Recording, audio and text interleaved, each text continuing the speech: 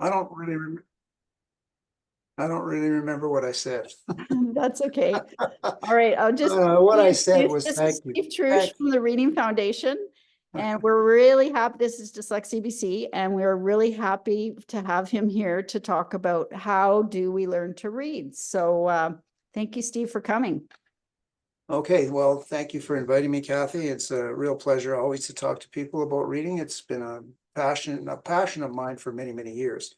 So you can read this screen. I'm founder and director of the clinics we have in Vancouver, Calgary, Toronto, and more recently we're opening in Los Angeles. My professional history is basically 50 plus years as an educator. I started as a junior high school teacher, went to grad school, became a school psychologist and assistant superintendent of schools for a couple of years. So that was about a 12 to 14 year period in my life. And I'm always, when I was a school psychologist, I was always chasing research. That was my thing. I would find something based on some, symptom that the child was having, and I'd try to find a study related to it. And what I found were a lot of correlational studies and hidden gems in research studies that were very difficult to track down. There was no internet at the time, but I made the most of it. And then one day, quite serendipitously, really, I found in the research stacks at the University of Calgary a study called Categorizing Sounds and Learning to Read, a Causal Connection. That little study changed the direction of my life, because I started tracking down this categorizing sounds business, and it soon morphed into something different than categorizing sounds. It became phonemic processing. And in tracking down that research, I found more consistency in those studies than I'd ever seen before. So I got more excited and more excited about that. But I consider myself a fairly practical person. So what I wanted was a program that would link this sort of hidden gem, phonemic processing, directly to reading and spelling in some fashion. And that's what was hard to find. But I did come across a study, I came across at that point in time, that would be the mid 80s, a clinic in California called the Lindenwood Bell Clinic. And I thought, well, this is a program that I think actually does what I want to see. I went down there, I got excited by what I saw. I got trained in that particular program. This was another period of about 2 years, 3 years. And I thought, well, there just came a point where I thought, this has got to be my life. I just got to do this thing. So just on a wing and a prayer, I started the Reading Foundation Clinic in 1990. And here we are later. Now, research also guided me into using different programs over different time periods. So the LIPS program, I collected a lot of pre and post data on the Lindenwood program. In fact, it was actually published in Annals of Dyslexia in 1994. And another research study from the same journal a year or two later said there was another way to do this whole thing. And they called their program phonographic. So they said they could do the same kind of thing that other programs did, but 7 times faster. So I thought, well, I better track that down too. So I went to Florida, got trained in that program, and then took the clinic in that direction for the next few years, collected data on the phonographics program, and found, again, very good outcomes. But I got a little tired of rewriting the programs, because I had to add a lot of components to the delivery model that we were using, and we still continue to use. So while I was at the Lindenwood Bell Clinic, they used what's called an intensive delivery system, where ideally the students would come for 4 hours of one-to-one every day, 5 days a week, for whatever number of weeks they recommended. Now, most of you think that, well, that's all. I mean, how is anybody going to do that? That seems so impractical. Well, it is and it isn't. When you think of a child who's not able to read, and when you think of a few weeks' time, because if you're doing 4 hours a day, you can do 20 hours of intervention in a week, which is often equivalent to what these kids will get in the school system, or tutors that they see once a week, in like half a year.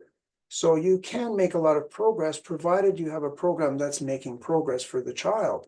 And the two programs that we had been using were doing exactly that. So why change? But I changed because I wasn't satisfied with some of the elements of either program. So I decided to just use the principles. And that's what I want to talk about today. So using the principles leads to different people creating different kinds of programs. And there's lots of really excellent programs out there using what I now call the speech to print orientation, which I'll talk about it shortly.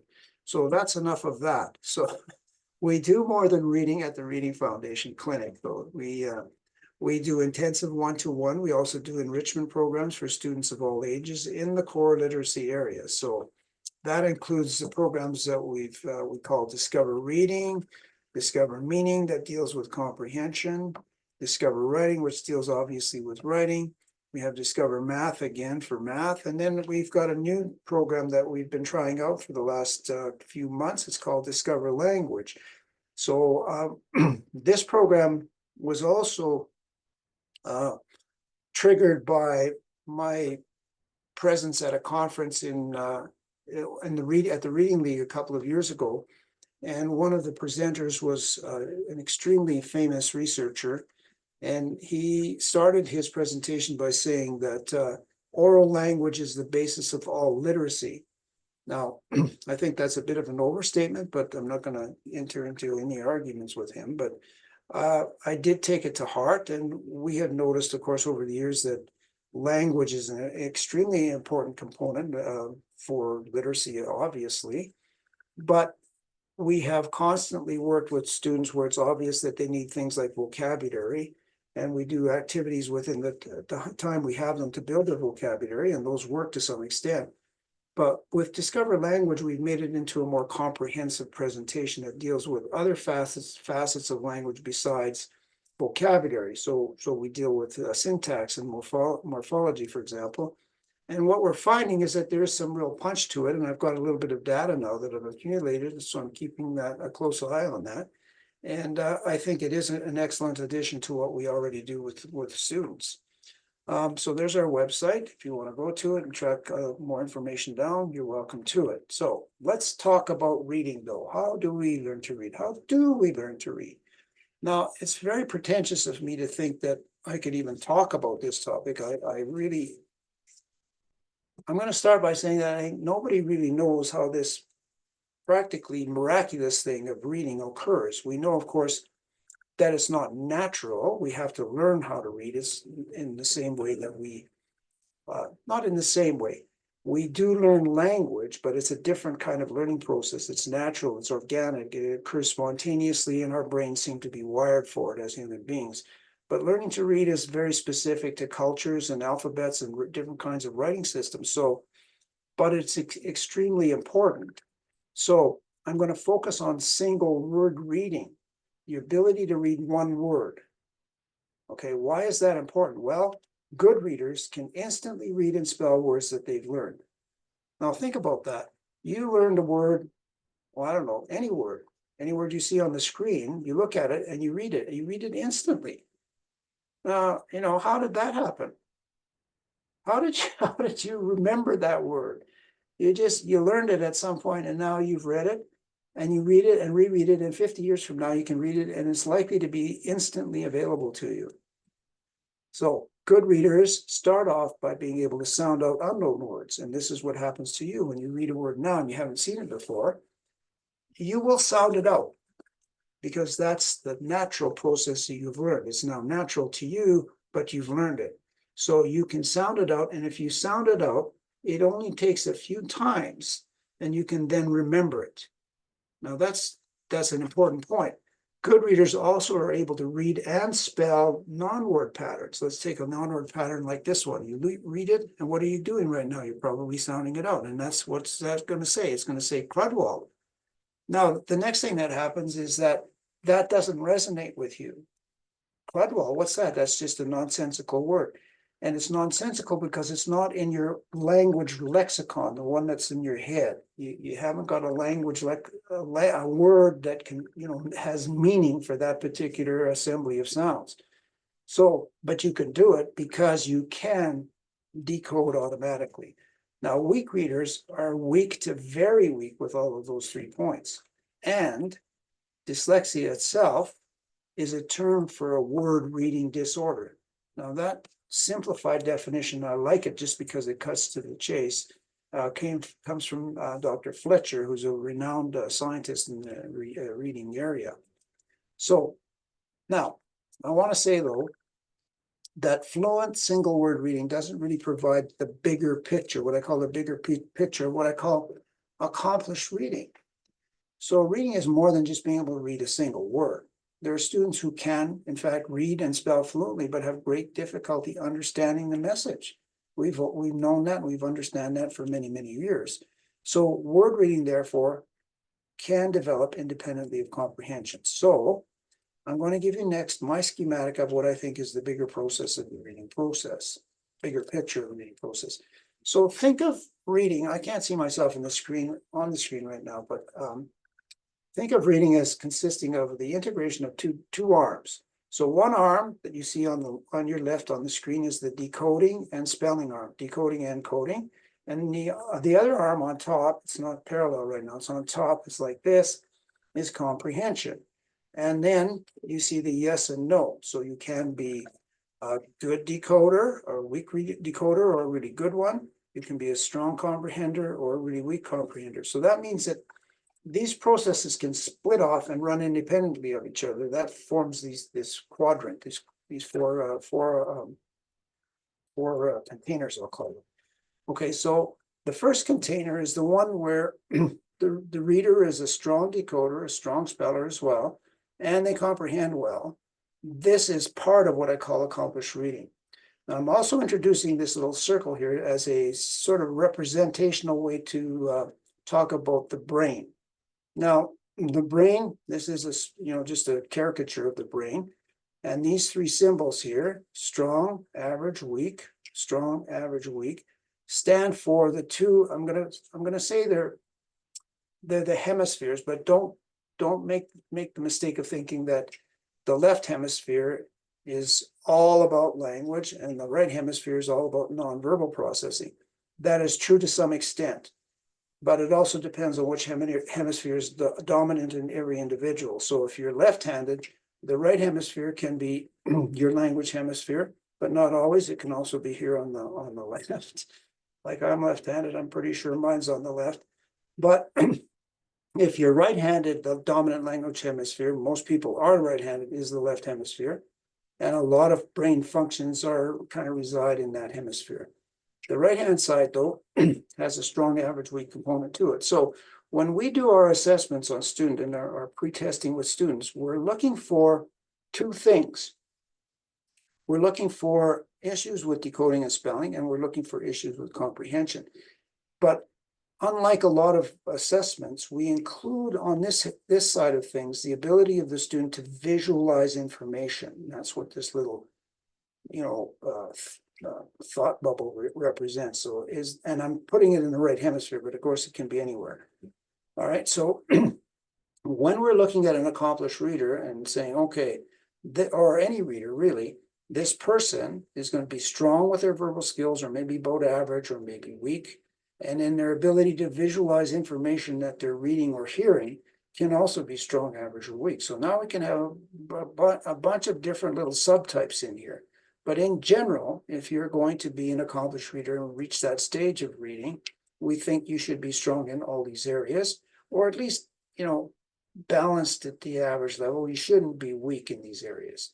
Now, the second quadrant is the person or the child or the reader who is a strong decoder, but really is not processing the information. Now, why are they not processing the information? Well, one reason could be, from this side of things, maybe their verbal processing skills, their language, their vocabulary, and so on is weak. So that's one thing we would have to address. But the other reason could be, maybe they actually have strong verbal skills, but they're weak at visualizing. And believe me, that can interfere with good learning as well. Now, this phenomenon is actually called word calling in a lot of research studies, but word calling per se is difficult to define and test. And if you take a specific kind of definition, you find only a very small number of word callers. but all of us have this experience. So for example, when you're reading a textbook or some dry article in the newspaper, what you find after a while is your mind wanders. You're wandering away, and yet you're reading the words. Or think of the moments where you're reading a novel, and you're going to bed, and you come to the end of a page where you've realized that you've read the whole page, but you don't remember a thing from it. So that's word calling, where your decoding arm has totally split off and done its job because it's automatic. But the other part here, the important part, it's all gone. So quickly you realize that and reread the page, I'm sure.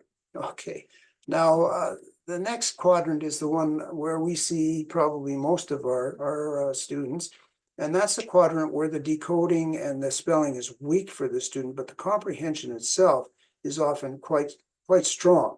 Now there still might be an element of not doing enough visualizing, so the student might need some work in this area as well in the long term, but the primary area that they need work in is right here in this decoding and encoding lane or quadrant. And then the fourth one, of course, is those unfortunate children or students who have issues with both decoding and spelling and comprehension. And we're talking, this is a matter of degree. So these things are usually quite obvious after you finish with the assessment battery that we use, which I designed to be a very quick way to get at these issues.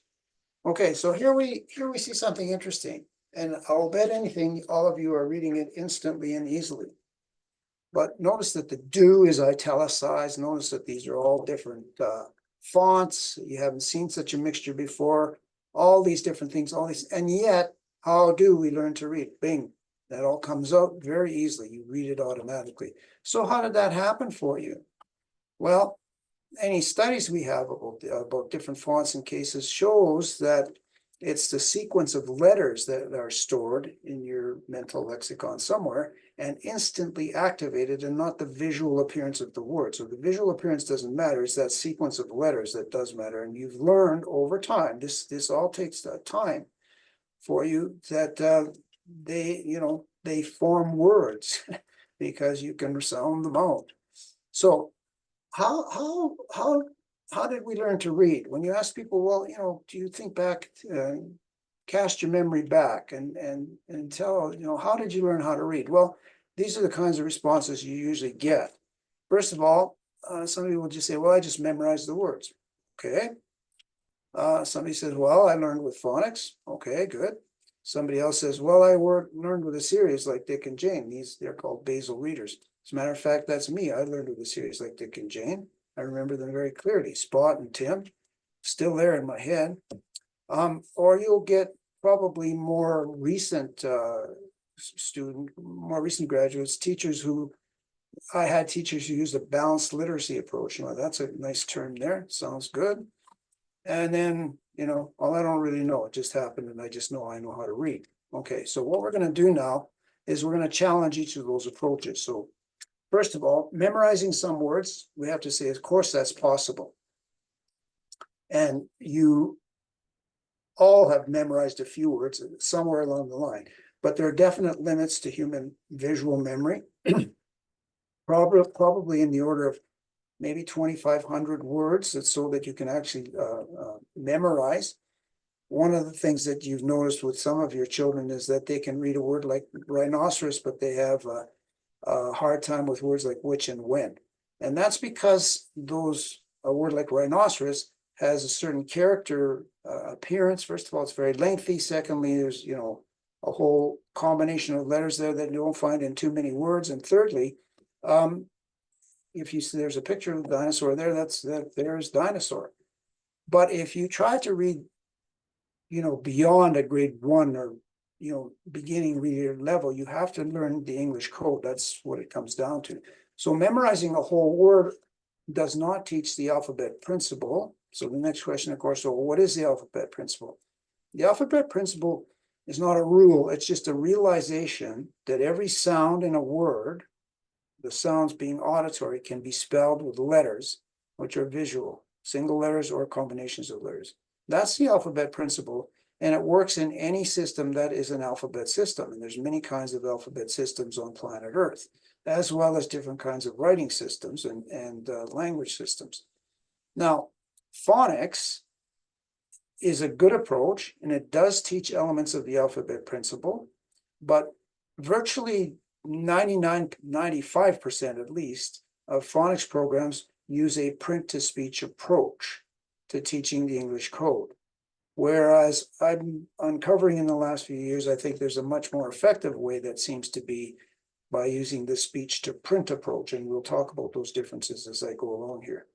But the print-to-speech approach to the English code, Basel series like Dick and Jane, for those who can work again, for a lot of kids who can figure out the code by doing what's called self-teaching or statistical learning. So this is, it's always puzzling to me when I first started the clinic, well, even before that, but it was like, how is it that, in any classroom, you can go through maybe 50, 60% of the children, no matter what the teacher is using, no matter what system they're calling it, they read. And another huge percentage of them just don't read or don't learn to read or get delayed right away and get frustrated and so on. So how do you learn to read in the first place? How did, what are called typically developing readers? What is typically developing there? Well, what's typically developing, we'll talk about some of the basic elements that they need.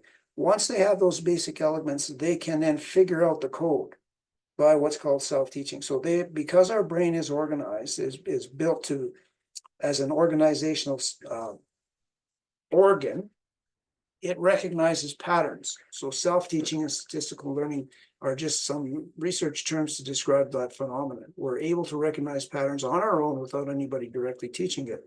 Now, the whole language and the balanced literacy approach, which is the predominant teaching approach now. If you survey teachers and ask them how to read, they'll say something like, well, I use a balanced literacy approach.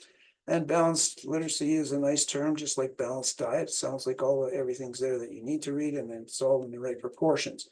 But the proportion that is not there is the fundamental first step of learning the English code. That is simply not there. The strategy, what has taken over is the strategies of guessing at words or memorizing those so-called irregular ones. And those two things are emphasized heavily in balanced literacy. And those two strategies are just not supported by scientific research. I loved whole language when it first came out. I kind of bought into it myself for a period of time because, well, what could be easier? You just, surround the kid with books and let him read, teach himself all the way. Okay, now I'll talk a little bit more about it though, balanced literacy and whole language. In fact, I wrote a book that was published in 1991, the year after I started Reading Foundation Clinic, which was kind of a journal really of my finding that first piece of research on categorizing sounds, and then to the point where I'd learned about all these other programs and all this other research. And it occurred to me that the missing parts of whole language was this phonemic element, which I started to think of and to describe to others as a pre-phonics phase. This pre-phonics was the missing piece of whole language. Now, whole language itself swept the world in the 60s and 70s and so on, and balanced literacy sort of took over starting about the mid-70s and was mid-80s and still is very predominant in the English-speaking world today. So it has transformed reading instruction in many ways, and its major benefit, and I love what the balanced literacy has done for students, is emphasis on comprehension, on making reading meaningful, and other facets of literacy, writing, listening, acting. When you read a good description of balanced literacy, there's nothing apparently wrong with it. It seems like it's a fantastic approach, and it is an incredibly good approach, except for its major weakness.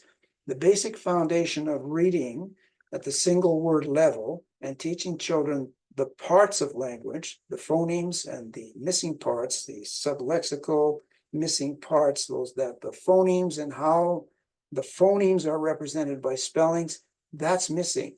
It's there. They always tell you it's there, that they teach some phonics, but the reality is they teach, first of all, phonics, but they don't teach pre-phonics. So there's a big difference there.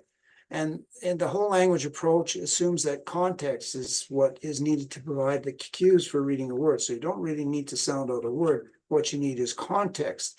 And the cues that are there are the meaning cues, the semantic cues, the syntax cues, if they're there, and the graphophonemic, the letter sound connection. So they say, you see, that makes it balanced because you're not leaving anything out. You've got the phonics in there that you want. Well, the problem is the graphophonics are not there the way that you want. They're only there in partial and indirect ways. Now, I also have to say that I've been reading some books lately. There's one called Shifting the Balance, and they are paying more attention now to the step-by-step and sequential way of teaching. So that's a good trend, and I hope that continues. But the result for now is that students are taught primarily a variety of guessing and memorizing strategies as the primary way to learn words. When you're not given any insight into how the English code works, this is exactly what happens. Children, in my experience, they all want to learn how to read. But if you don't give them the cues, if you don't give them the proper kind of instruction, the direct kind of instruction they need in those first few steps, this is what they'll do. They'll do anything. They'll guess, they'll memorize whole books. And, and they appear to be fluent readers until you catch them by just turning to a page randomly, and they can't read it anymore because they've memorized that whole sequence. And they'll guess like crazy. They'll look at a picture and they'll guess. And as a result, their eyes are going all over the page. So this is where I think the misconception comes in about how we need to teach the children how to track. We need to teach them how to track, and the way we teach them how to track in English is to track left to right and decode as you're seeing the letters and transcribing them right away into sounds. But we need to toss that around, as I'll talk about it in a different way. We need to start actually with the sounds and then show them how the sounds are spelled. No, and so guessing and memorizing are not strategies that kids actually need. And in fact, they're only used by poor readers. Now, against the approach to single word reading, against their approach, is a whole body of studies showing that that guessing and memorizing are ineffective for learning and, more importantly, remembering words.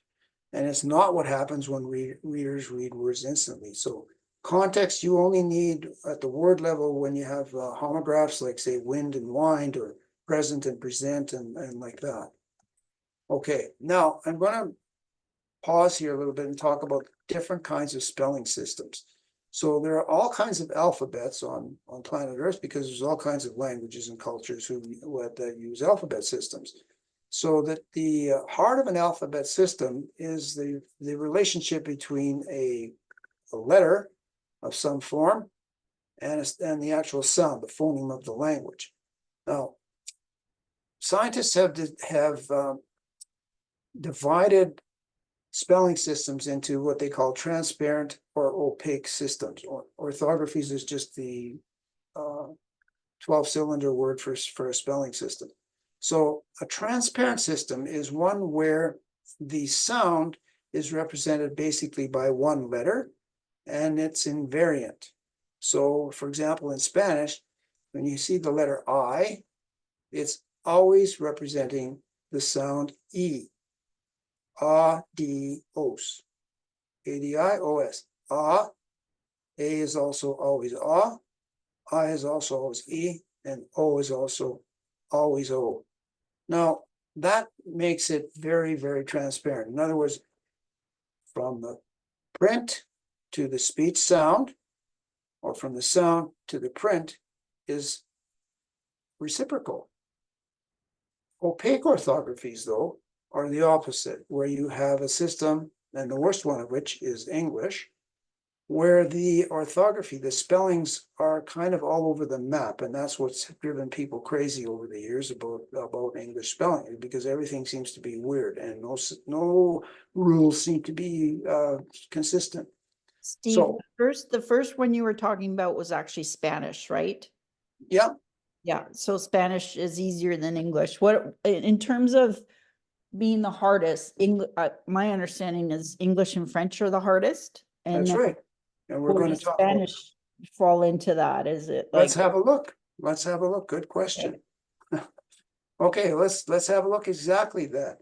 So if this is the case that the transparent or the opaque makes a difference in learning, then some researchers got together and said, let's look at the errors in word reading by country at the end of grade 1. So here it is. It's all plotted out for you. Very lovely little histogram here. So let's go through these countries. Now, you'll see the highest errors here are right here at the United Kingdom, which is basically a proxy for the entire English-speaking world, whatever country you're in, though. But these were English children who were tested at the end of grade 1. Then you have the French here, and then you have Denmark here, and you have Portugal here. So they need a little explanation. So let's just go through this though. First of all, I want to point out that the errors at the end of grade 1 in the United Kingdom are over 60%. And in France, they're not quite 30%. So twice as many errors in English as in French. So you have here the two most opaque system or transparent opaque systems in the world. But what about this Denmark one, which is also even a little bit worse than France? Well, turns out when I dug into this thing that children in Denmark don't get exposed to any writing or reading at all until grade 2. So of course, at the end of grade 1, there's a high number of errors in there. And I'll bet most of them were guesses too, but there you go. So by the end of grade 2, I would expect that these errors would be way down here. France, that stays the same there. And then Portugal is kind of a mid between opaque and transparent. So that exactly fits in with the data as well. But if we look at these other countries that have pretty much opaque systems, Austria, Finland, Germany, Greece, Italy, Netherlands, Norway, Spain, Sweden, look at the error rates, way down below, 5%, less than 10%. They're very low. In fact, children in Italy, by the end of grade 1, it takes 2 more years for children in the English-speaking countries to catch up to where the Italian children are by the end of grade 1. Now, that's a function of two things, I think. Number one is the fact that it is, in fact, an opaque system. And so children quickly learn the code because it's so obvious. It's not obvious in English, as we all know. So let's go on. Let's talk a bit more, too, about the phonics approach and basal readers. So on the plus side, there's a large history of studies showing that phonics instruction, systematic kind of phonics construction in grades kindergarten to grade 2 yields superior results to any of the previously mentioned approaches.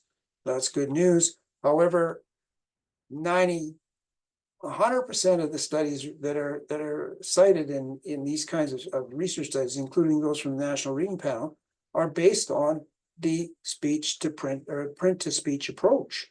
And so we have a kind of a slanted view of phonics because of that. Now, against the phonics approach here is the belief that is held by all teachers is that multiple exposures to a word that is phonically decoded leads to remembering the whole word. Now, we know from experience that that's simply not true. We have lots of children who can phonically decode words. That does not lead to remembering the whole words just by repetition. So I constantly look for things that we can tweak to improve that for some children. So some children just have a terrible time, even when they are exposed to a good program that is speech to print based. There's still a lot of them there that are in that extremely delayed category who have a difficult time with it. And they can get there, but they just need a whole lot more time. But reverting to visual memorization for the exception and the irregular words is not what you need to do. The basal reader approach also has too much emphasis on memorizing words. And I can remember that, lists of words being sent home. But I probably was one of those kids who kind of was able to figure out the organizational system to some extent. And so I did do some self-teaching and statistical learning, as it's now called. But I also got some help from some of my peers. I remember in grade 2, I think it was, one of the really smart kids in our school came up to me and said, how do you spell phone? And I said, well, it's F-O-N, isn't it? Phone, F-O-N. It starts with an F. He says, no, it doesn't. It starts with a P-H. Well, that blew my mind, as it does many of the kids that we work with too, once they find out that the same sound can be spelled in a different way. Okay, so then how do we learn to read? Well, we have the two most scientifically established hypotheses are what's called self-teaching, which I've already referred to, and then the orthographic mapping hypothesis. So let's discuss them a bit more, because you're saying, well, what are you talking about? Well, here's what you need, first of all, for self-teaching. A couple of basic skills. One of them is knowing how to segment words into sounds, into phonemes. How to take a word that you hear and identify what the phonemes are. And then knowing which letter or letters spell each of the 44 phonemes in English. And I do want to point out that most languages have, some languages, and I don't know which ones off the top of my head, have a few more phonemes than English, but English has a high number of phonemes. And when you compare it to, say, Spanish, which I think has something like maybe 25, that also makes it a little easier for the kids. Okay, so you also need to develop automaticity with those sound and letter connections. So you need to know the sound, you need to know the letter that is used to spell the sound, and that has to be built into the teaching process early on in your reading career. And then you have to have instant access as well to the phonemes themselves. This is another area called phonemic proficiency. I'm not going to get into it too much tonight, but it's another way to unblock the stubborn rate of learning that these delayed readers have. So it is adding another element to the repertoire here of how we need to teach. Okay, so once these skills are established, or at least well on their way, and for many typically developing readers they are, your students have reached the phonic decoding stage, and the students are then able to self-teach or statistically learn many of the complexities of English spelling without a whole lot of direct instruction. But I think that it's a kind of instruction that needs to go on for years. And I remember, when we were taught reading, and we had elements of reading and punctuation and writing and phonics drills and so on, all through elementary school, where you just got layers of, different kinds of complexity. And that is greatly lost today. So the direct instruction.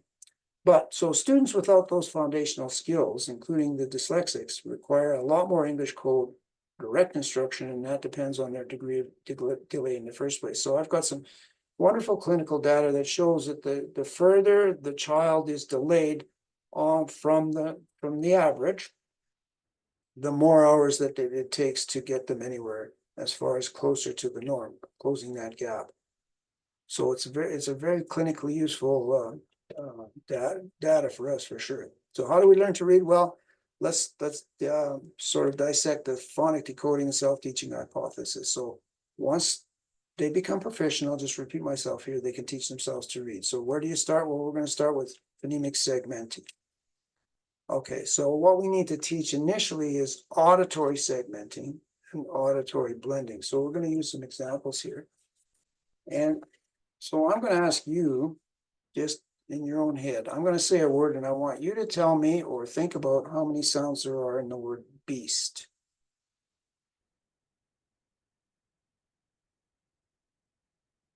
Okay, and then tell me how many sounds there are in the word crepe.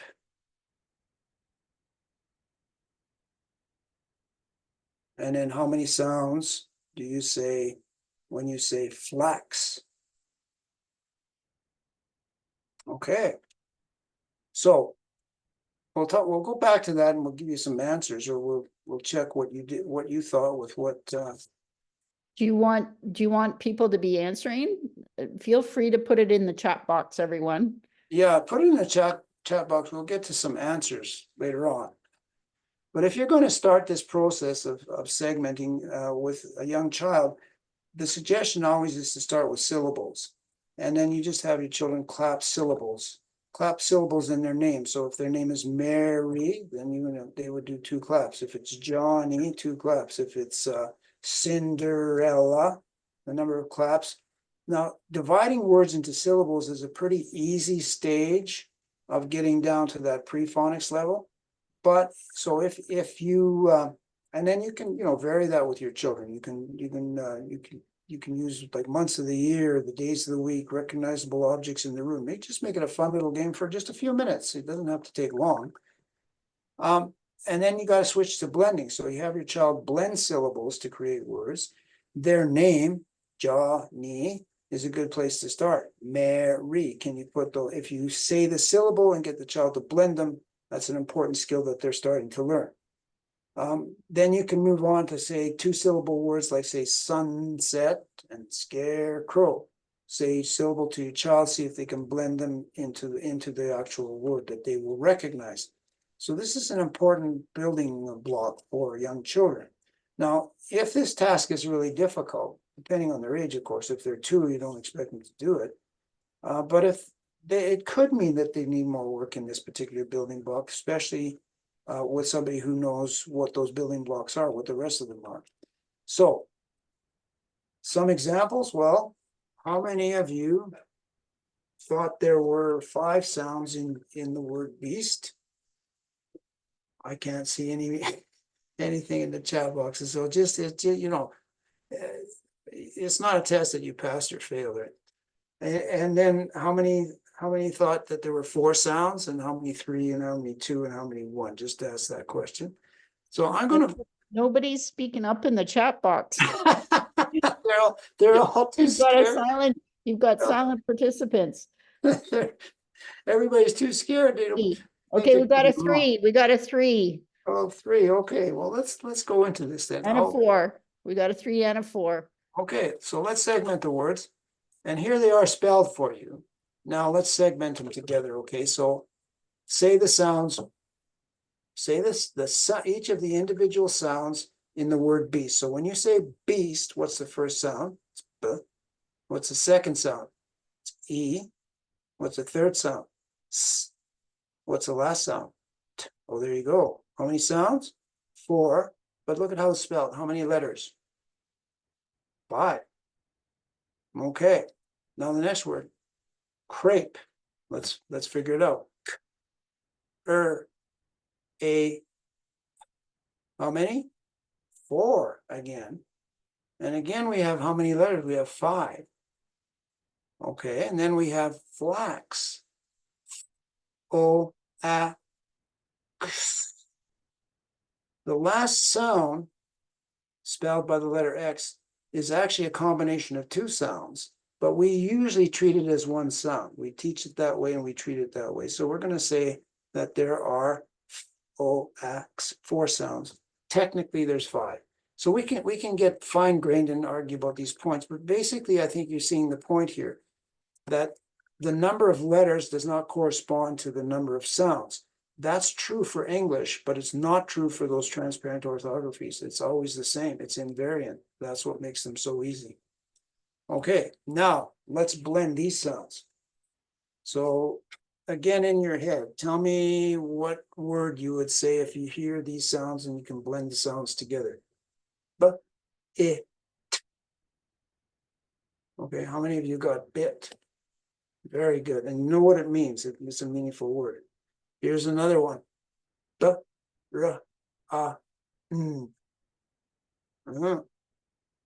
Well, if you blended them, that would say brun. And you would immediately recognize that that's not a real word because it's not in your oral or your mental lexicon of words you've heard. Brun? What's a brun? No such thing. I don't think the word is up on the screen yet. No, it's not, but I'll show it in a second here. Okay. Let's do the last one. R, I, S. If you blended it, you got crisp. So here it is now with the slash marks for the sounds. B, I, T. When you spell it, of course, you get B-I-T. B, R, A, N. You'll get brun, but that's not a real word, as you've instantly recognized. And K, R, I, S. Again, representations of the sound, you get the word crisp, which would be spelled C-R-I-S-P. So again, just a fun, hopefully a little bit of a fun little exercise here. Now let's talk about orthographic mapping from Dr. Linnea Airy. This is her baby. It is the process that describes how the sequence of letters, which we talked about previously, in a word is first learned and then remembered. It does include, this theory does include some of the elements of self-teaching. So the kids still have to be able to segment and blend. But now the student must also know the connection between the sound and the letters. That connection is made more explicit, in my opinion, with a speech-to-print approach to phonics rather than the far more common print-to-speech approach. Talk about that in a little more depth in a bit.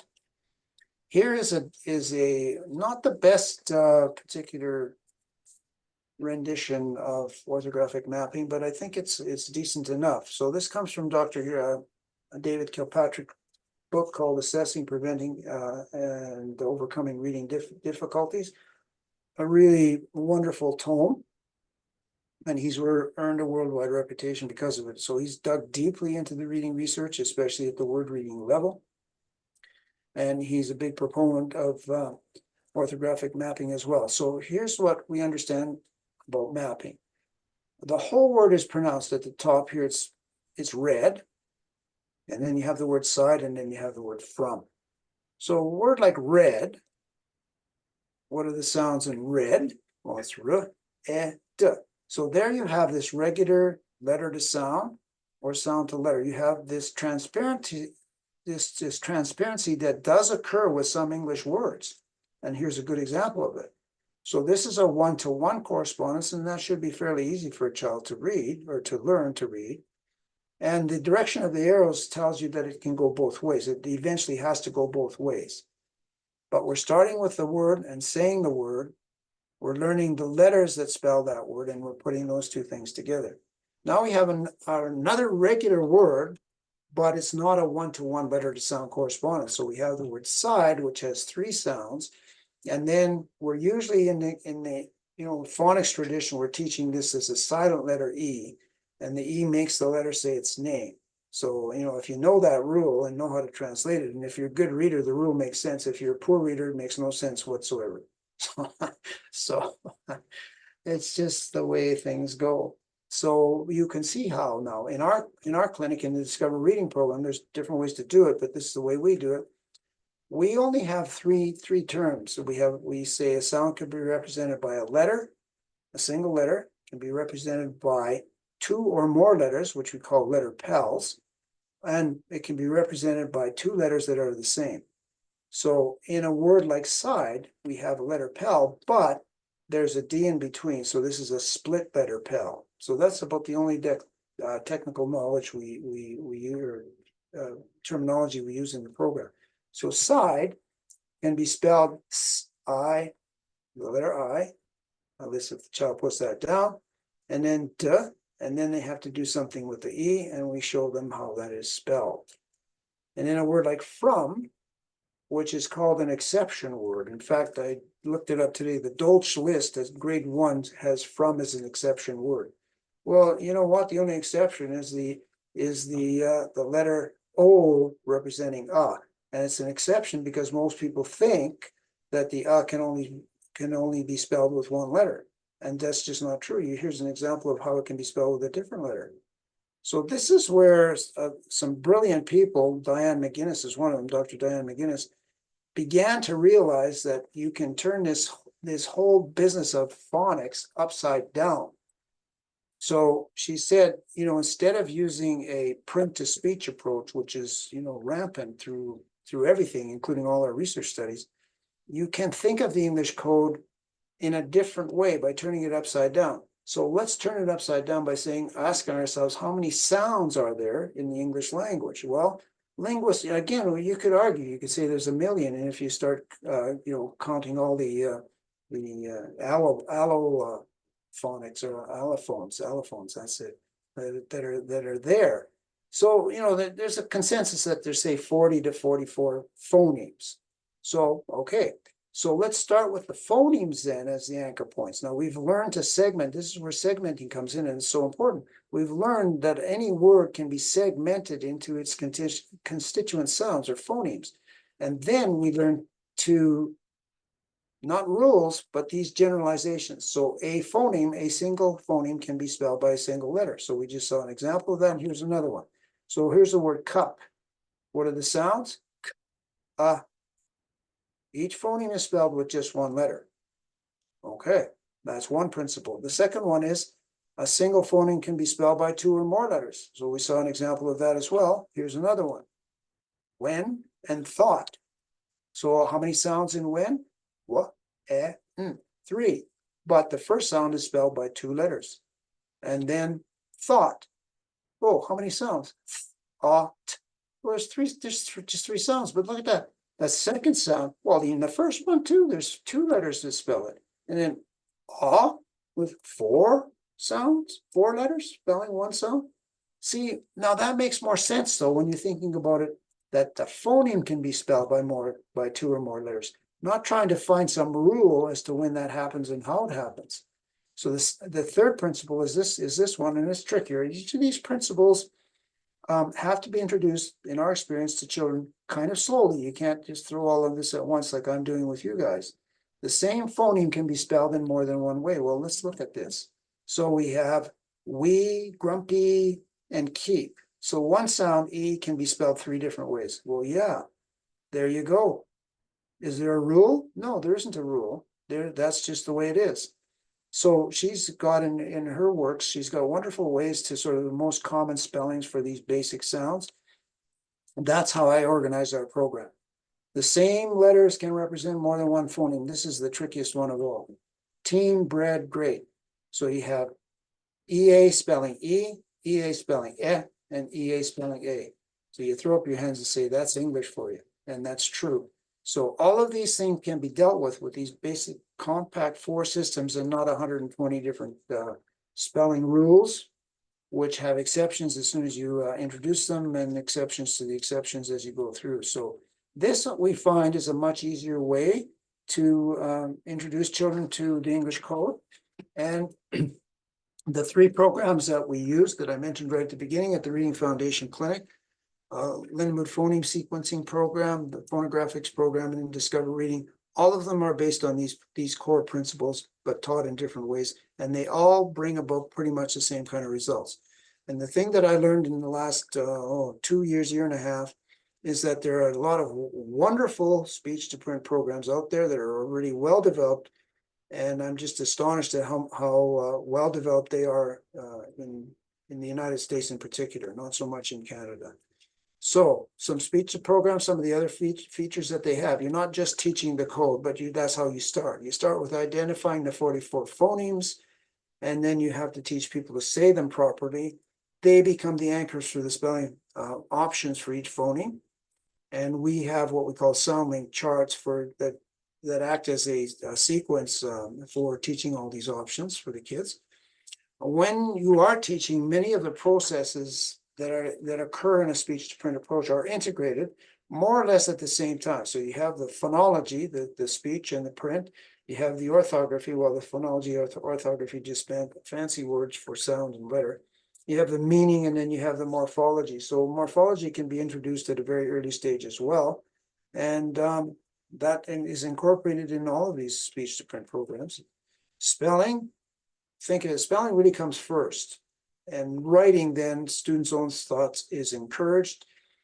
And when students do misspell a word because they're going to be phonetically spelling it, then it's important for the teacher to show the child the correct spelling for the word, because they need to learn that. So there's nothing wrong with invented spelling, but the inventions often go too far and the kids are not given any feedback about how it does look when it's spelled properly. So that has to be part of what you do when you use invented spellings. So the need for any kind of phonics rules with a speech-to-print approach is greatly reduced at every syllable level, simple, complex, and multi-syllable levels. So the silent E or the 2 vowels go walking, we don't need that anymore because they don't work most of the time anyway, or half the time. We don't need to teach syllable types. We just need to teach children what a syllable is and how they are spelled. And then the number of, this is to me a big feature too, the number of so-called irregular words is reduced from, hundreds of Dolch words are reduced to a handful. Irregularity comes from this print-to-speech analysis of the English code. So scholars have looked at the code and they look at the spellings, and then they try to find rules for the spellings, and that's when they find all these exceptions, and it drives everybody crazy. I just love McGinnis's work because she turned that upside down and made it much easier for the kids, including those that are dyslexic. And I think for dyslexic, this system is much more logical. I've had many kids come up to me and say, Dr. Truch, why don't they teach like this in school? You know, it's just much more logical, it's simpler, there's not, the rules just aren't needed. And the direct instruction is a key feature for the English code that many delayed readers, including dyslexics, really need. And they don't get it if they're just using remedial programs that are basically the same as a classroom program, but in a smaller group or in one-to-one. So they do need something very specific in whole programs. And so I think speech to print helps the kids organize the English code and makes it makes the self-teaching more available for their brains. And it helps integrate spelling and reading and making English more reciprocal in nature than what we normally think of it as. So there we go. I'm going to stop the screen sharing and maybe I'll just answer some questions now, if there are any. Oops. Well, Steve, I have one, because a few people brought up Orton Gillingham. Yeah. Is it a speech to print type of program? No, it's not. It's very structured in a print to speech way. And you know, there's a lot of, I'm not trying to slag Orton Gillingham. There's a lot, I mean, that's the granddaddy of remedial programs. You know, Samuel Orton, way back in the 30s and 40s, recognized dyslexia as a real thing. And, you know, he got together with a teacher and they came up with the Orton Gillingham, Anna Gillingham program. And I was introduced to it when I was a school psychologist. I thought it was fabulous because there was nothing like it in the resource rooms at the time. Nobody was teaching phonics. It was all whole language and guessing. So they were showing results with these children. And so, you know, it can get the ball rolling for a lot of children. I think one of the drawbacks is it's a little too lockstep, and a lot of the complaints from teachers who do use it say that the kids are not allowed to progress until they show mastery at each of the levels. And I think that's a little too rigid. David Kilpatrick in his book Essentials did us a favor. He analyzed the research studies, the published research studies on many programs. And Orton Gillingham, he classified them as programs that bring sort of minimal results. And by results, he means if you look at the normal curve and the kids are, say, at 100, anywhere from, say, 90 to 110 on a standard score scale is the average range. So if a child's standard score is 75, we'll say that's the 5th percentile for their age. They're way behind the average. Or if they're at 85, you know, they're delayed, but they're not way behind the way the 75s are. But the gains that you want to see of the students is you want to see the gain from 75 go up. You want to see the gain from 85 go up. So he said, okay, programs that bring minimal gains are those that give about 3 to 5, 0 to 3 standard score points. The middle group gives about 6 standard score points. And then the highest gains come from programs that get about 15 standard score point gains after the intervention. So the LIPS program, phonographics, Discover Reading, several other research-based programs. I can name several others as well. Read, Write, Type, for example, would fit in that category. There are programs out there that get those kind of gains. The middle group, not so much. You know, why would you spend instructional time on that, or instructional time or remedial time on a program that gets 0 to 3 points? Now, Orton Gillingham, from the research studies that he read, was in that 0 to 3 point category gain. So the gains are small, but research is one way to answer questions, but then you have to get down to how is OG taught, or how is any of these programs taught by the particular person.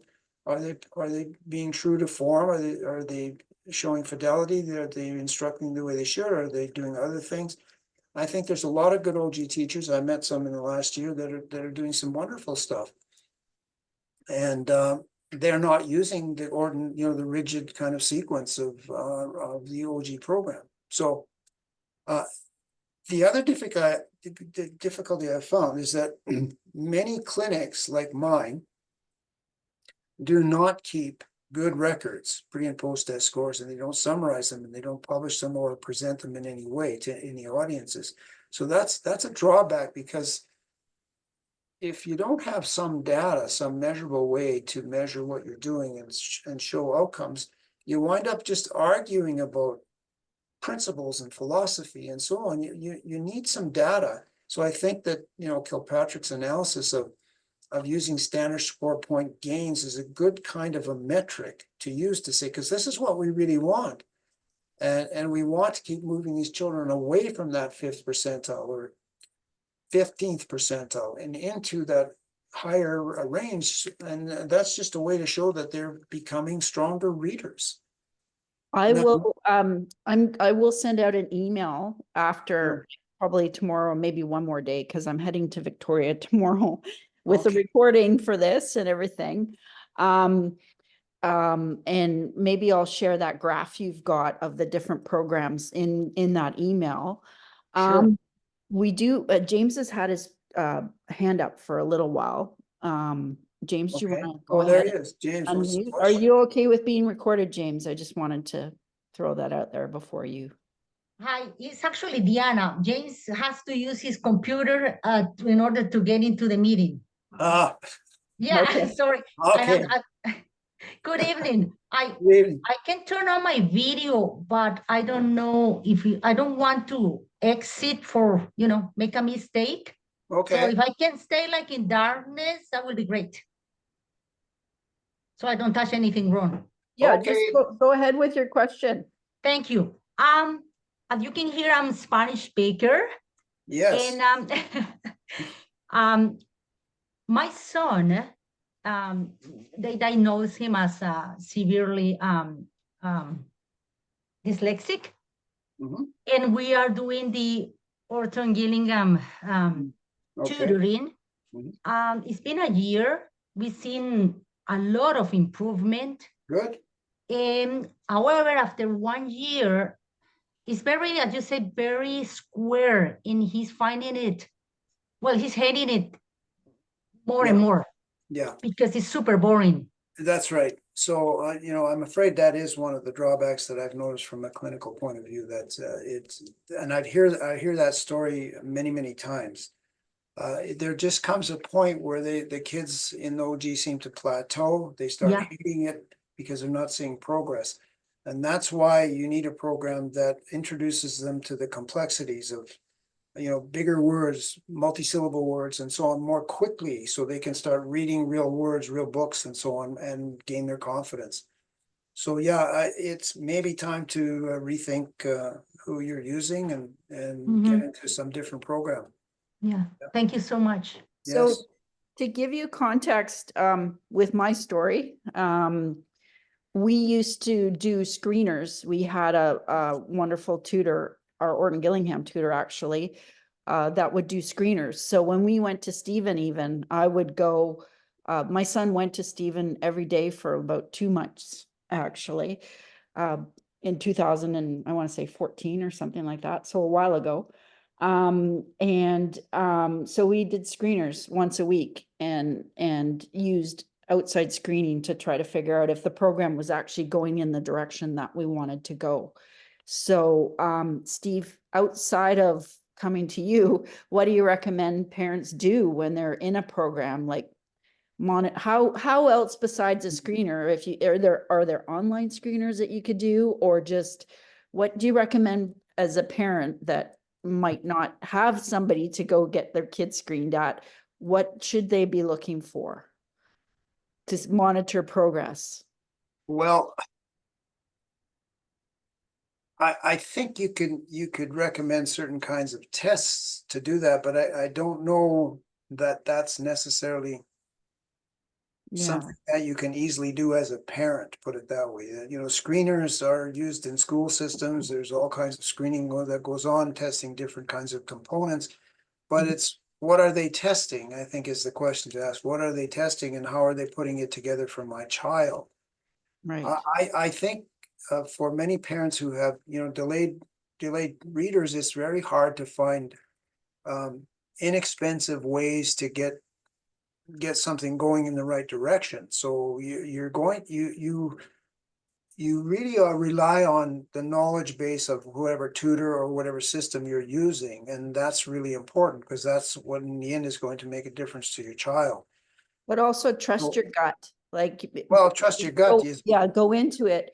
Cause yeah, I mean, we've been through several programs and sometimes, you know, they'd be saying, oh, everything's great, but I'm like, yeah, no, you Yeah. know, like, you know what's going on. Right. So, and I think, Cathy said, for us, we do the pre and post data and, definitely there's kids who don't make a lot of gains in the program. And that's always very disconcerting to the parents.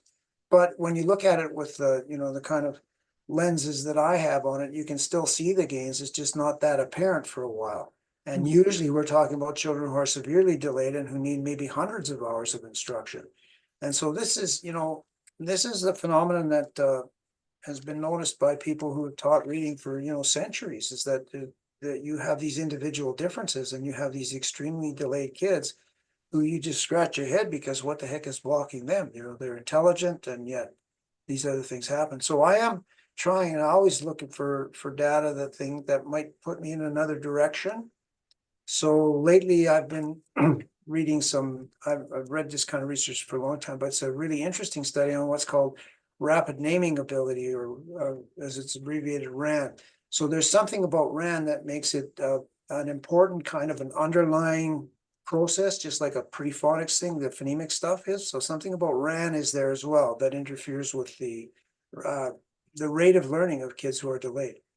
That doesn't answer your question. There's Not an easy answer, and it's not I'm easy, gonna go but, back to, as a parent, really, Yeah. really trust your Well- gut and go in, don't go into tutoring going, yeah, here's my kid and drop them off. right, right. Always be talking to your child. What do you think? What's going on? They often know if it's working for them, right? If They will know. They will usually tell you almost right away that it's working, and they'll Yeah. also tell you after a while if it isn't. Yeah, I think that the tutoring approach, especially if it's like once or twice a week, even with our program, you're not going to see much in the way of results. Or yeah, any, you just won't. yeah. So they Sometimes do need even more just on intensity. an hour. Yeah, Yeah, there's a difference between remediation and tutoring, like the Right. intensity for remediation Right, needs to right, be a yeah, lot more. yeah, Yeah, for yeah. sure. And just so you know too, a couple of years ago, there are school districts that deal with this kind of phenomenon, even in large school districts like Los Angeles Unified, which has, I don't know, 2 million students or something. They have what they call IDEX centers. They have about 20 of these centers in the Los Angeles school district area. So the kids are bused to the IDEX center. So it'd be like being bused to we'll say like a Fraser Academy or something, an academy. Like they get there all day long, they're kept there for 2 or 3 years. Then their goal is to get those kids, reading, and they use a combination of more effective programs than what we usually see here in Canada. So that is a systemic answer to a very, very pervasive problem. And of course, because it's part of the public system, there's no tuition. Now, just like in Canada, they have a lot of private schools as well that cater to the same need because, because it's the United States. Yeah. We have a question from Jenny. She's curious to know why sometimes in JK and grade 1, people or kids flip letters such as D and B and stuff like that. Sure. And that's a good question. And it's a very, very normal phenomenon. It happens with all children. It's kind of like a phase they go through, but by about age 8, that should be gone. If the child shows that lingering visual confusion, it is something to be concerned about depending on what else is going on with the child. So it's not by itself, not much of anything until after about age 8. That's one area that you can wait. And the question of, What causes it? It's my understanding it's the memory, because a B and a D look so similar, and part of dyslexia or reading disability is that memory, component. So they look at a B and a D, it's like, it's when I saw it, I think it was, what's that guy's name? Rick Lavoie in his videos, he's a psychologist. He takes off his watch and he says, he turns it all the way around. Like, Mhm. what is this? What is this? Well, it's always a watch. But with a B and D and P and Q, you turn it the other ways and, you know, you don't have a great visual memory or working memory to remember that, you know, the P faces that way. It's not just strictly, you know what I'm saying? So it's a factor of the memory component of trying to remember that. Yeah, and it it's- might even go deeper than that. And that's Yeah. what I'm finding out more recently. So I think there are visual features of letters that make it hard or easy for children to distinguish them. And so I think that we have to pay more attention. The question is, you know, what do you do with it if it's a problematic area for the kids? Like somebody here says, my son has BDPQ reversals. It's the same issue. So they have issues with orientation and printing the actual letters. And so we are working right now on a template, a technical template to help that problem as well. Because many kids are now just losing out on getting printing. You know, printing is not taught in schools anymore, at least not so much here in this country, our wonderful country, don't get me wrong. But printing is a lost art. You know, typing has taken over, or electronics have taken over, or just, you know, saying something into your phone takes over and the phone spells for you. These are wonderful helpers, but it doesn't detract in my mind from the fact that that fundamental first learning step is something that you as a person has to learn first. And then you can get your technology to help you out.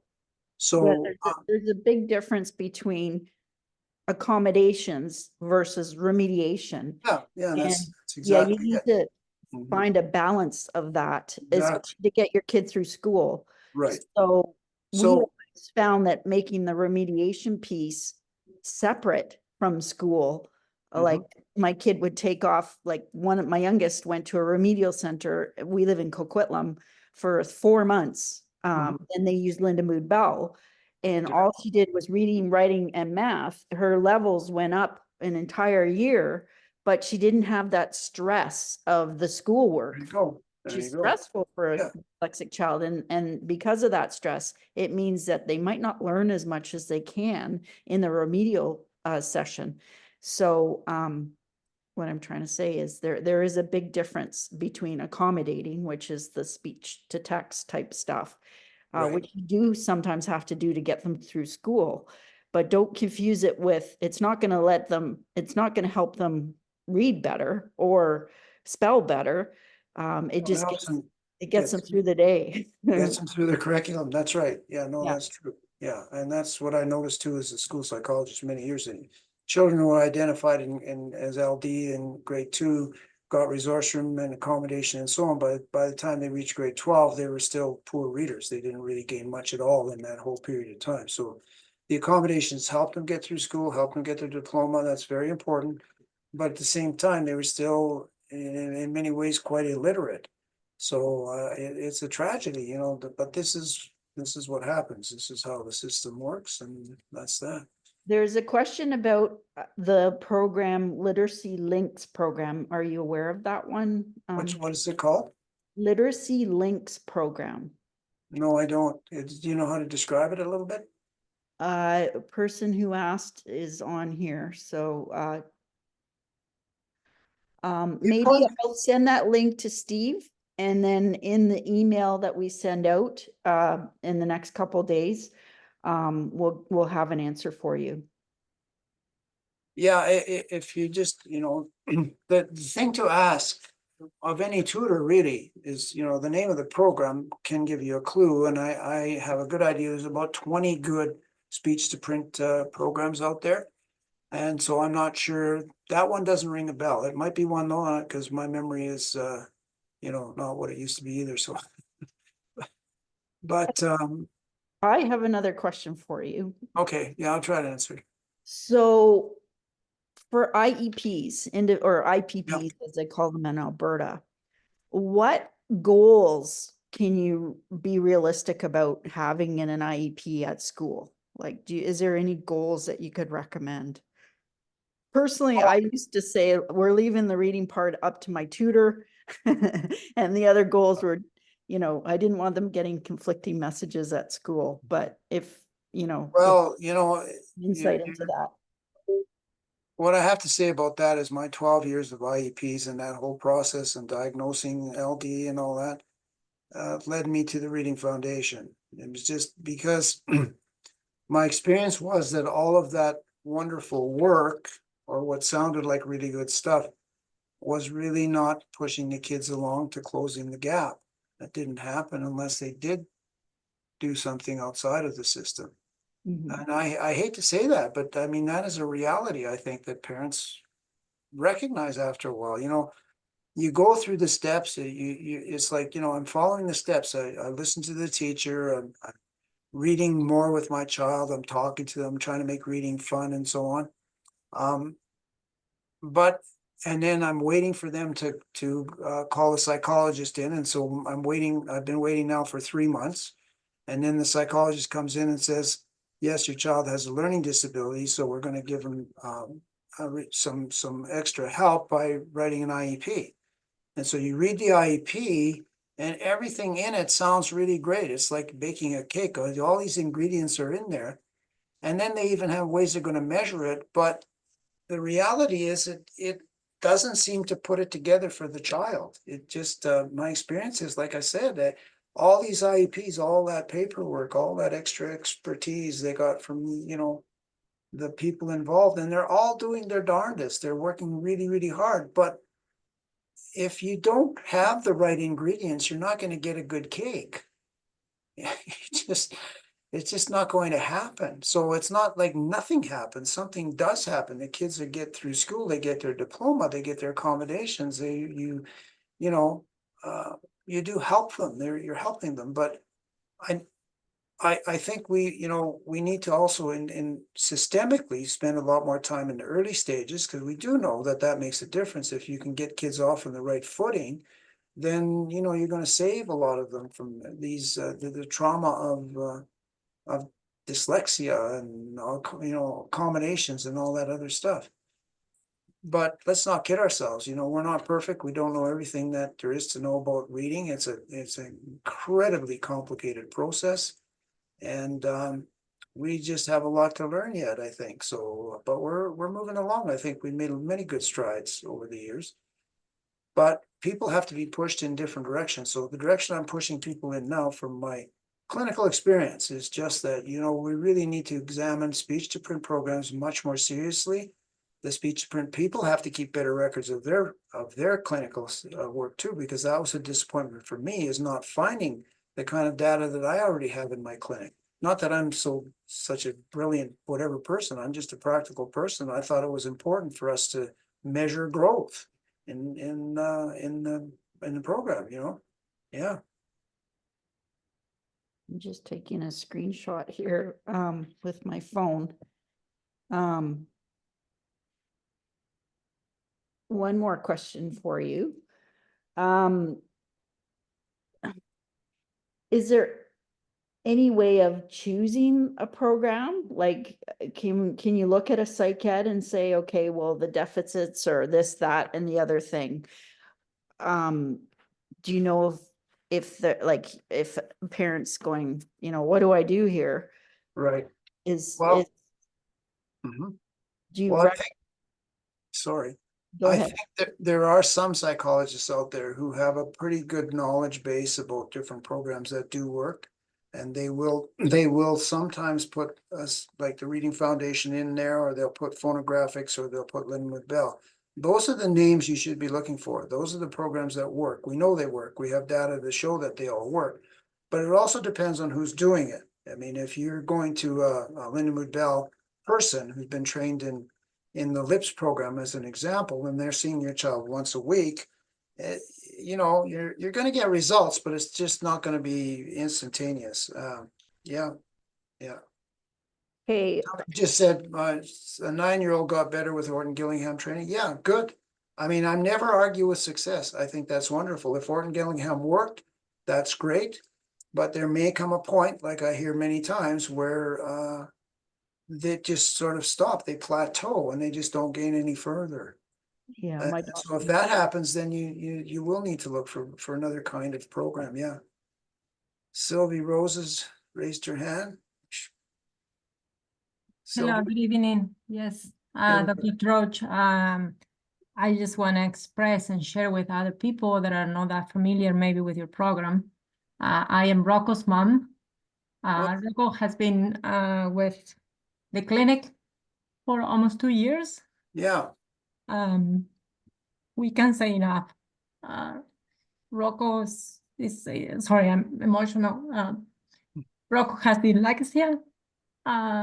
He went to Dr. Truch with a grade level 1 of knowledge, and he is 11 years old. And in 2 years, or past 600 hours, Rocco is about a grade 5 level reader. But not just that, the progression, but the confidence that he have gained, that he expressed he wanted to read now, when before was avoiding it, is incredible. Have changed his life. all right, well, thank you very much, that's lovely. Yeah. It warms my heart, especially when you hear something like $600, my God. And also I'm more research person and data person. And what I love about the program is that they do a pre and post assessment. They follow up with you, the accountability level. Every 20 hours, they report to you in details what is working, what is not working, and they tailor the program as it goes. It's not steady.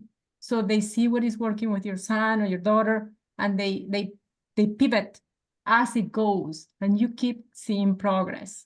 I have been recommended the program by neuropsychologists in the Children's Hospital in Calgary. Highly recommend the program. He have been searching across Canada, and he says it's one of the only ones in Canada that he will ever recommend. So it's up to everybody to look around, but in our experience, it's been an investment that we think it's going to pay off for our son. Well, thank you. The other great thing I wanted to mention, thanks Sylvie, that's really, really great. You mentioned investment. So you can claim tutoring, including from the Reading Foundation, including like any Orton Gillingham, as a tax benefit, a medical tax benefit, and you can get 20%. So say you spend $100 in tutoring, you'll get $20 back for every hour, kind of thing. As long as you, well, we were told we needed a diagnosis, but in some of the smaller towns, you can do it even if you just have a doctor recommending that your child needs tutoring services. Like for my son, when he went to the Reading Foundation, we submitted that bill as a medical tax expense, and he was there for a couple months, and we got back a substantial amount on our taxes. So it's something to keep in mind. I had a question here about how do you communicate to your child about having dyslexia? I mean, every kid is different, even in communicating. Some are really great at communicating. I had one kid that would tell me everything, anything, whenever I wanted. Another one, where it was a little more methodical. I had to time my questions or my conversations with them. But I felt that reading books with them about dyslexia or watching a movie, I had the advantage of saying to them, well, I'm dyslexic, and this is how, it's okay. You just have to keep an open line. And I believe in talking about it. A lot of people don't want to get that diagnosis, but here at Dyslexia BC, we are pro diagnosis, because it gives the child and the family something to talk about. Sometimes the school would say learning disability, we would say dyslexia at home, because my kid is dyslexic. But we would just always talk about it. How did that make you feel? That's okay. What are we going to do about it? As my daughter got older with severe dyslexia, there's things that I would notice. for instance, she got a cell phone. She wasn't texting. So I would bring that up with her. Why are you saying no, yes, one word answers? Well, I'm really scared that someone's going to notice that I'm dyslexic, right? So we'd bring that up and we'd figure out how to solve it. I noticed she's grade 8 and all the girls started going out for social nights. They'd go to Earl's or whatever. She's sitting at home and I know her friends are all out. What's the matter? Oh, I can never figure out what to eat because she can't read the menu, right? So I say to her, okay, well, let's figure this out. All the menus are online. So next time you go out, let's figure out online what you're going to have. Or they all have chicken fingers. You love chicken fingers. Just always order chicken fingers, right? So the next time it was someone's birthday, they were going to Earl's. And she comes into to see me and she got her computer and she goes, well, Mom, I thought I'd have a steak tonight. I think I'm going to have a steak, but I don't like crab. And I know the Earl's menu and I'm thinking there's no crab on any steak. I go, can I see that? So she shows me the screen and it says CAB, Certified Alberta Beef. She put an R in there, right? So I'm like, babes, that means Certified Alberta Beef. And she laughed because it was just me, right? But she went to the birthday party and had exactly what she wanted. So I don't know if I answered the question, but keeping the open conversation all the time, like, what's the problem? Come to me. We're going to figure this out. That's the best way Well, to. there you go. You hear it from somebody who's been there. That's great. Yeah. So any other last questions? In the email, I know Steve had put his email address up there. I will give you his email, my email, and Amanda's if that's okay. And you can forward questions. Amanda works at the Reading Foundation. And you can ask any one of us any question that you want in the next, whatever. And you will get the recording. And I hope you enjoyed this evening. And I guess this is the end. One more, I will not end it. Okay. Okay. So I quickly read somebody a comment from a dad, I guess, saying my son makes up very funny words sometimes, and we all just have a good laugh. That's great. You want to have fun with your children, play with language, with rhymes, and all that kind of stuff. Yeah, it's playing with words and making, I mean, I remember doing that, playing pig. Well, when I was in high school, we were into Pig Latin a lot with it's probably the wrong term to use nowadays, but you know what that is, the funny languages, and then just, rhyme. And how many words can you rhyme with, sun, fun, bun, hun, like that. With kids, it's a good thing to do, just, 2 minutes at the dinner table. So if your son is making up funny words a lot and you get a lot of laughs, that's what you want to hear. Oh, laughing around language is good fun. So anyway, thank you again, Cathy, for inviting me. Yeah, no problem. Thanks so much. Yeah. I want to remind everybody that it is Dyslexia Awareness Month, all of October. In BC, and I'm pretty sure in Alberta, we got an official proclamation from the province saying that it's Dyslexia Awareness Month. We are running a poster campaign, so and we're giving out little prizes like stickers and stuff like that. So if you make a poster, or you can use our posters and send us a picture of it posted somewhere, we'll send you a sticker, a coffee mug, or something. You'll get a submission prize. So thank you so much, and we'll hopefully see you soon. all righty. Thanks so much. Everybody. Have a good evening. Okay, bye-bye. Bye now.